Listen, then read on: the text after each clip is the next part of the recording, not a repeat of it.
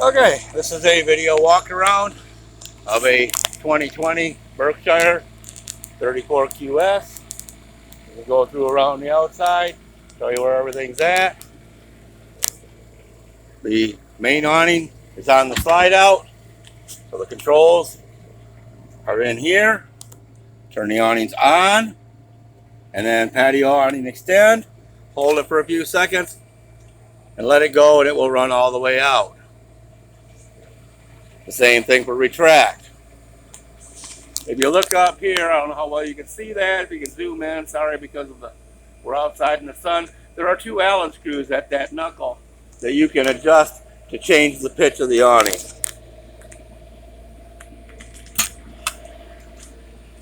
Front storage compartment, it's got shelves in it and spare tiles.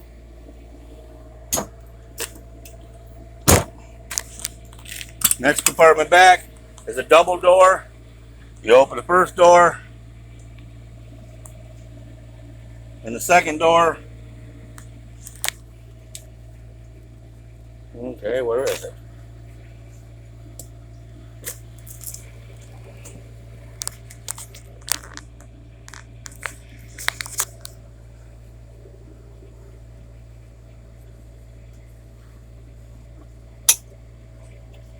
Has pull handles, top and bottom. To release the second door. Made a change there. Up in here is a gas valve. That's low pressure LP gas, so you can hook up grills or whatever. There's a porthole to pass it through. This slide out, you lift straight up. On this blue handle, pull it out. There's an air hose in there, front carpet, and our starter kit. I'll show you that better from the other side. Always close the rear door first, and the front door. Outside TV compartment. AM, FM stereo, CD player, Bluetooth, and your TV.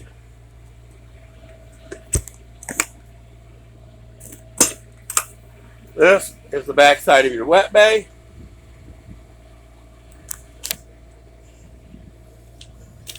Basically, it's a service access to get to the water tanks if need be. This next door is your house batteries. And there is a battery disconnect switch on the wall, relays, breakers all over in here. These are the AGM batteries, maintenance free. This is your leveling system for the equalizer. It is also the hydraulic level, or for the slide outs. Okay, a couple of the slides are hydraulic. You check that tank level when the jacks are up. Right now the jacks are down. Storage compartment here. Above this is your Truma water heater. Rotate that. Swing it straight up. It does not have a hinge. So pull it out slightly, lift it up, and let it down. On-off power switch. This black cable right here goes to a phone plug back there behind this white plug. That goes to a rotary control switch on the inside. Most of the time when people have problems with it, I tell people to disconnect the rotary control switch and just use the on-off here. If the rotary control is disconnected, up on the on-off switch is eco, down is comfort. The difference, this tank of water here, in comfort mode it keeps that tank of water hot, in eco mode it does not. So it takes a little longer to get hot water in eco mode. Your drain, you lift up on this tab, pull this yellow lever down. When you pull it down, there's a screen and plug in here that you take out to drain it. I'll go into the rotary controller inside in a little more detail when we get in there. Out here, the rear engine door, your power steering fluid, your dipstick is right there. Transmission dipstick is above it. Your radiator reservoir is there. It's visible. The green plug with the black cap is the diagnostic port. The big yellow cap is the engine oil fill, and that is your air filter restriction indicator. Tells you when your air filter needs to be cleaned or changed. It has a standard 2-inch hitch and a 7-way trailer connector. Got a backup camera up on top. On this side, very rear compartment, is your engine starting batteries and a battery disconnect for storage. In here is our 110 power cord, some more relays and breakers, our inverter, and our transfer switch. Even though it's a surge guard transfer switch, I still tell everyone to buy a good quality surge protector. The surge guard that's in there was a single event. If you get a surge, it'll save you, but you'll have to replace the transfer switch. This is your DEF tank. You can see one of your jacks in the background there. Coming forward to the rear axle on the driver's side, we have our wet bag.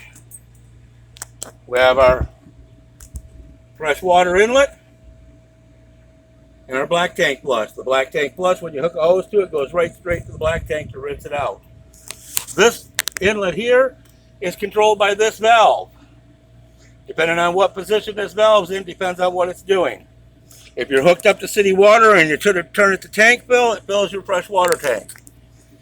If you're on city water and you have it hooked up to it, then you turn it to city water and your city water. When you're traveling, you put it on tank water and you use your fresh water tank. And to winterize, you put it down here and you put a jug of antifreeze and a hose hooked to this and turn the water pump on and it pumps antifreeze through your system. Low point drain and your low point valves, or cold water valves. Everything is individually valved, so if you had a problem, you can turn the valve off to that circuit and still continue to use the coat.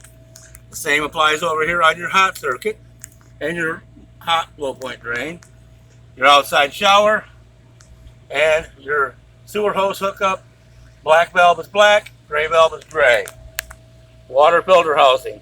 Because we keep everything on our lot winterized, we're here in Michigan, we don't put the filters in. We tell everyone to use the coach for a week or so to get it rinsed out completely and then put the filters in. Up here you have a tank heat active switch or indicator, tells you when your tank heaters are on. You turn them on and off from the inside.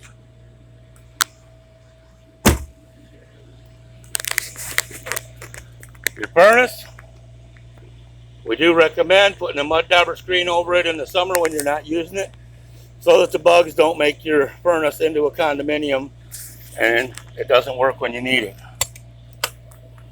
Again, same as the other side. Open the front door, reach back in here, find the top strap and pull down, and the bottom strap and pull up and open the door.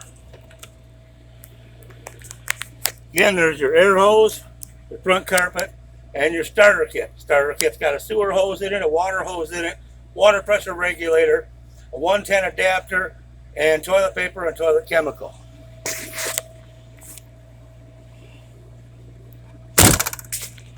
Always shut the back door first, then the front door. Up here, this compartment does not lock. This is where our LP tank is, our sewer hose storage. With the LP, you either turn it all the way on or all the way off, not in between. This is your LP fill. This is your liquid level gauge vent. There's the valve that you operate to turn it on and off. And there's your gauge, and it is wired so you can check it from your monitor on the inside. Generator's running because we're outside. You got a fuel tank fill on both sides. And I got to get the keys to open that compartment, so I'll put this on pause. Okay, your round tri-mark key on your key ring is for your entry door lock and your compartment lock. The square tri-mark key is for your deadbolt. And here's your air fitting. Hook your air hose up, solenoids, fuse boxes, control panels, computer, and this pull switch right here is to release your generator.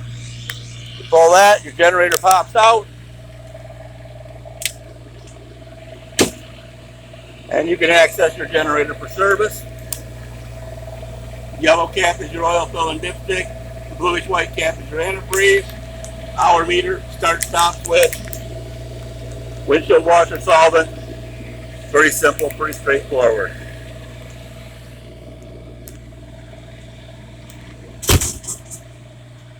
Close it firmly. And alright, now we're going to go inside. There are LED strips under your awning. And those LED lights are here on the exterior lights. You push exterior lights once, it turns on your porch light. Push it again, turns on your LEDs. Push it again, it turns off the porch light. Push it again, it turns off the LEDs.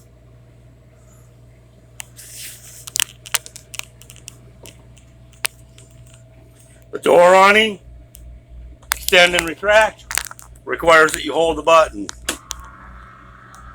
So as you let go of the button, it stops.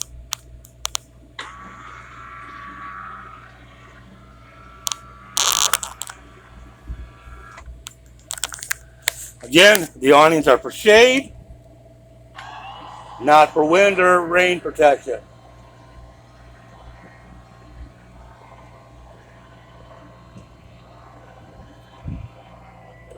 Generally speaking, if you leave the awnings out in the rain and they get damaged, the bill is yours.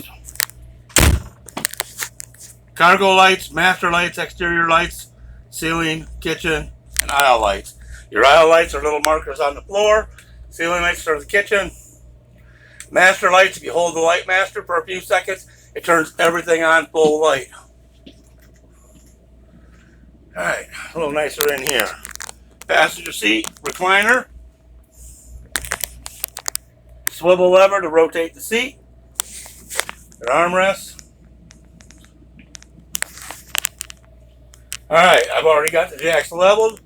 We're going to put the slide outs out next. So we come back here to the slide controller, hit slide, kitchen out, and we're putting the kitchen slide out. I put the awning in before I put this out to make sure I have enough clearance.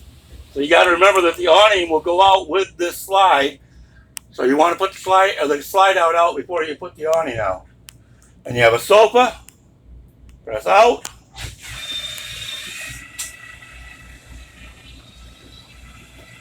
And again, make sure there's a place for it to go. Don't be parked next to trees. Make sure seats and stuff are out of the way.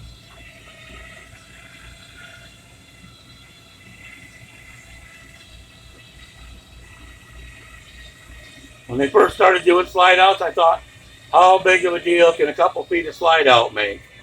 And then you get in one of these with the rooms out, and they make a huge deal. And you got your wardrobe.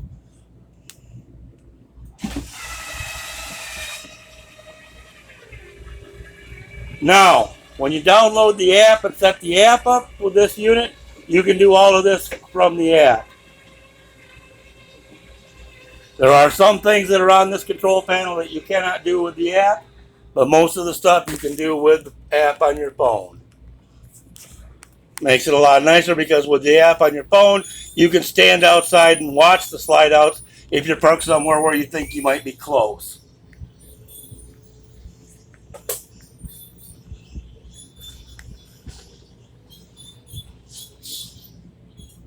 Alright, all of our rooms are out. TV, soundbar, dining room table. This table goes down. There is a latch underneath it. Somewhere. And here. Flip the latch and you can push the table straight down. Move the cushions. Lay out the cushions and make it into a bed. Pull it all the way back up. Flip the latch over to lock it up. Black bag is your manuals. You need to go through all of them. So storage up here. Up here we have our DVD player and our matrix. The matrix has 4 inputs and 4 outputs. So you got an output that goes to this TV, an output that goes to that TV, one that goes to the bedroom TV, and one that goes to the outside TV. You got 4 HDMI inputs. So you can have 4 HDMI devices hooked up to that and send any of them to any television. Okay? And it's just broke up into little groups. So this is output 1. There's a button, black button there on the left where it says switch. You push that button and it switches the input to that output. You got A, B, C, and D for inputs, and you got output 1. And you can send anything to output 1, output 2, output 3, or output 4. And then your Blu-ray player, antenna, wiring up there. All set. Cabinets above the sink. Plenty of storage. Nice big kitchen sink. Pull down sprayer. Tip out for your washcloth or clean stuff. And storage under the sink. And your sink covers are there. Drawers. Second set of keys right here. Sign-off sheet from when it was prepped. Touch-up paint. And then all of your remotes right here. Fireplace remote, TV remote, stereo remote, Blu-ray. This is the Matrix remote. And this is the JBL soundbar remote for the TV.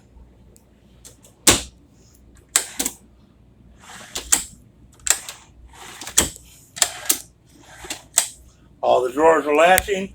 Stove. Lift up the cover. Remove it.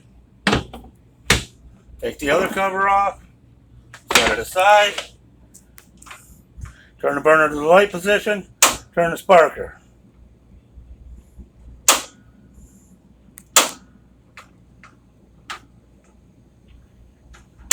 There we go. Do not need to spin the sparker knob like a drill. Put it in the light position, give it a click. It'll usually light in 1 or 2 clicks. You don't have to spin the heck out of it. Ceiling lights here. This remote here is for this fan. Push the power button. It's going to open the vent, turn the fan on. You have the ability to change fan speed. To go faster or slower. You can open and close the lid. You can set up some automatic modes. If you have a pet or something that you leave in here.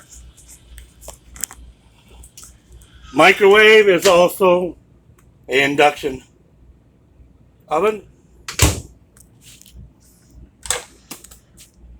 There's your water filter and your filter wrench, some toilet chemical, another wrench, some manuals for the chassis, and more drawers. And that curtain, mesh curtain, is for the overhead bed over the driver passenger area. This bed usually requires that you tilt the seats down. I haven't run this particular one down before, but most of them come all the way down onto the seat. So you tilt the seats down. Oh, this one stops early. All right, so never mind that.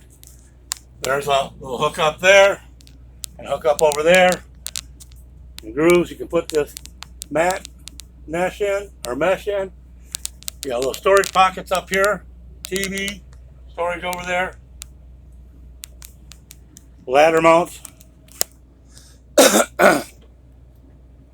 And you just push the up arrow to put it away.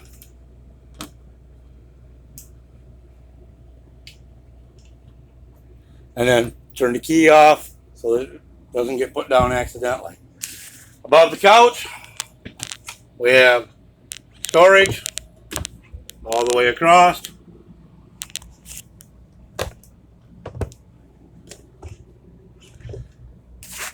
You have your window shades.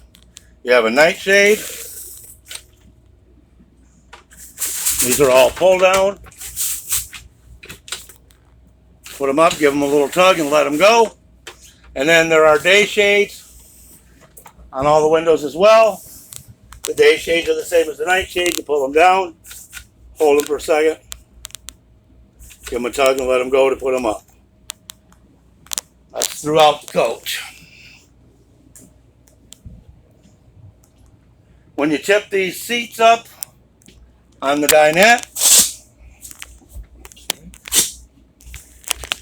remove the cushions. There is a little storage area underneath, and the cushions are Velcroed on this one. This cabinet right here has a button down here. You push the button to unlock it and pull the cabinet out. Lots of nice space. And again, it locks until you push that button. Refrigerator has a little knob. You unscrew that. It's like a bolt. It holds the door shut while you're traveling. So you unscrew it and open the refrigerator. This is the freezer with an ice maker. And the refrigerator. And clearly this unit still has not been through detail because the detail girls have not put the fridge together. That will be done before you pick it up. If you look in here, there's a hole there. That's where this threaded rod and bolt goes into the hole to hold the door shut so that the doors don't fly open and throw your groceries everywhere while you're traveling.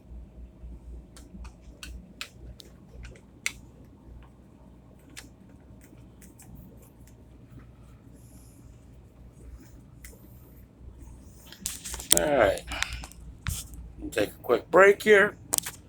Alright, I'm back. Got the TV here in the bedroom, drawers all the way down, drawers all the way across, cabinet up here,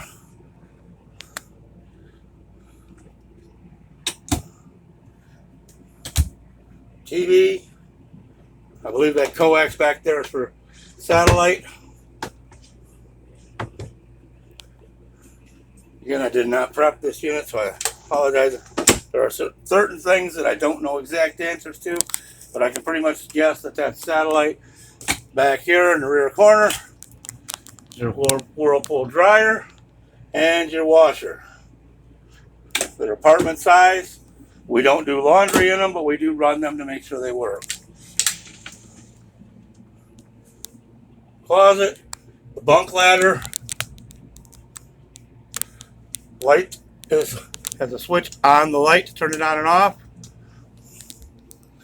Now, this here rascal is our rotary controller.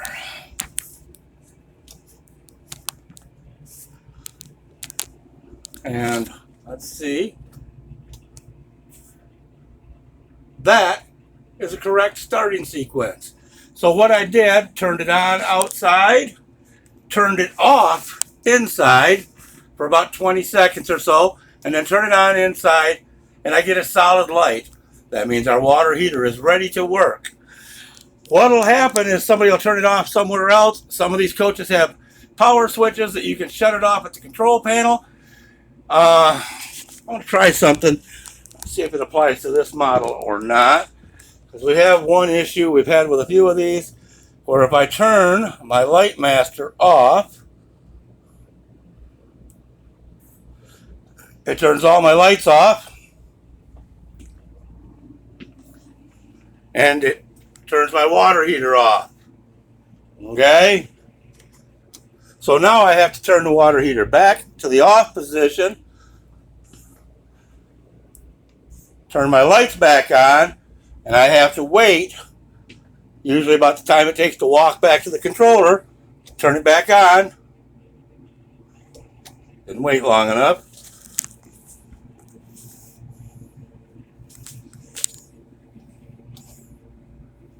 Poof, now we're back. This is why I suggest removing that plug and disconnecting that rotary controller. You can do it at the back of the rotary controller, pop the cover off, take it out, unplug it. You can do it out at the water heater. Either way. But if you're taking a shower and someone uses the master light switch and shuts the lights off, not only are you taking a shower in the dark, when they turn them back on, until they reset the controller, you're taking a cold shower. Your pocket door locks in the all the way closed position. Push down, slide it over, and it locks all the way open. Same with the bathroom door. Push down to unlock it, slide it over, locks, closed, locks, open. Shower. The shower has the shower miser system. That's that knob above the shower valve. When you rotate that valve, it runs the water back into your fresh water tank so that your water heater continues to run. Now what you'll notice when you're doing that, and sometimes it's not super noticeable, but see this blue button here? The center of this will start to turn white or light blue, letting you know that the water's hot. So a lot of my customers, what they'll do when they want to take a shower is they'll rotate the valve, turn the shower on, let it run through the shower miser till they see that button turn light blue or kind of white, and then they flip the valve so they get right into the shower and it's already hot. So something to think about. Pause for a second. Alright, toilet. Pretty straightforward. As they put flush, turn your water pump on, step on your valve,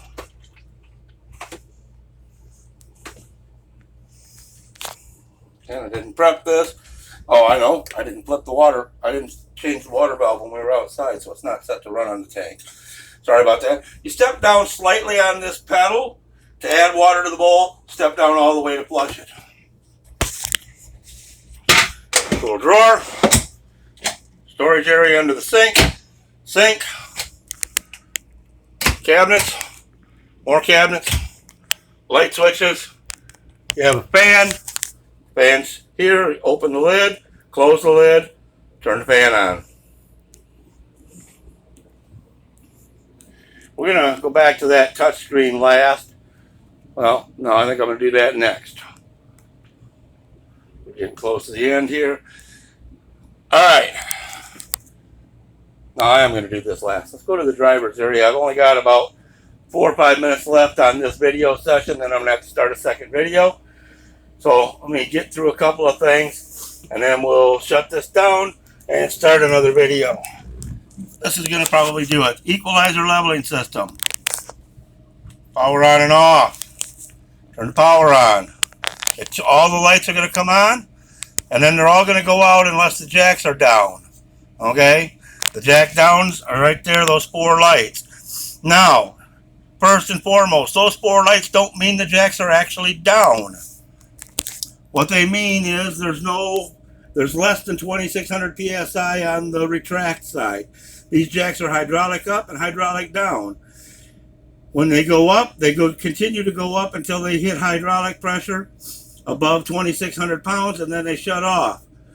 If for any reason that pressure drops at all, it thinks the jacks are down and the alarms will go off and you'll see the jacks are down when they're not. Okay? If that happens, hit the retract all button or all retract button, and it will retract them. All 4 lights will go out, and then you can hit the auto level to level your coach. Alright? Not unusual at all. Second thing, equalizer, like every other leveling company, uses a leveling sensor. That leveling sensor has a error calibration in it, plus or minus a half a degree, side to side and front to rear.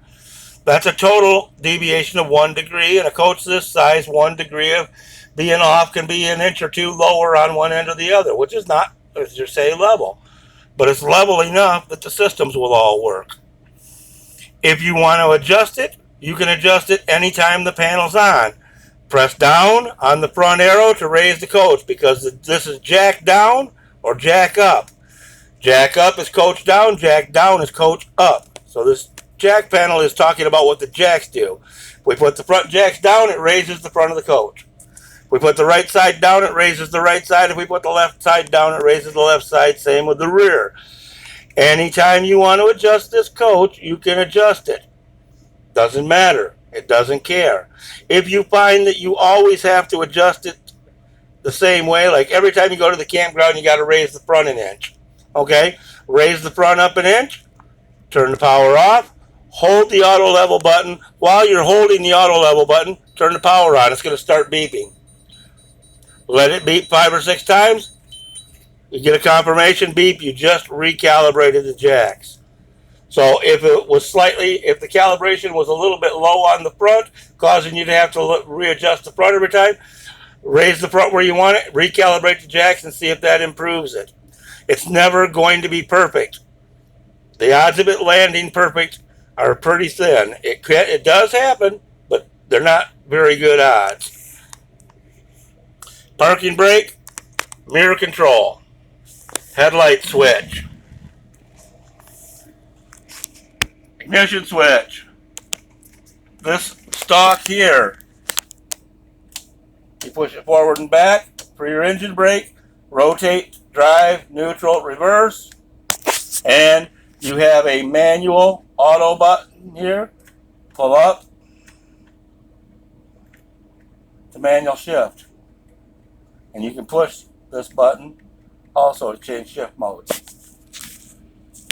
On the steering wheel, we have our home screen for the dashboard. I'll show you more of that when I get the key out. And I don't really have time because I'm going to run out of video here shortly. So we'll just go on with switches. Night shade. That controls this front shade. Up or down. The sunshade controls the front sunscreen shade. Up or down. Now when the ignition's on, they will not go all the way to the dash. Auxiliary start. Press the button and hold it, and it hooks your engine batteries and your house batteries together. Map light switch for the driver's side. Map light switch for the passenger side. Fan switch. Up, off, down. And that's with the ignition on. And that turns on these fans, high or low. Horn switch. In one position, it's like a car horn. In the other position, it's an air horn. Radio switch. Allows you to turn the radio on when the ignition's not on. Generator start and stop. And step cover. Put step cover out. I'm going to put step cover back in. Heat position control for defrost and heat and AC. Temperature control. Fan control. The little snowflake button is your air conditioning. The round circle button is recirculate, which is like max AC. Radio. Home button. Brings you to this screen. There's icons on it. Go to different settings. Radio. Copilot is your navigation software. Okay? Back to the home screen. Hit your phone button. And when you hit the phone button, it's going to let you pair your phone. Streaming, once you're paired to your phone, you can hook to your streaming services on your phone. Menu,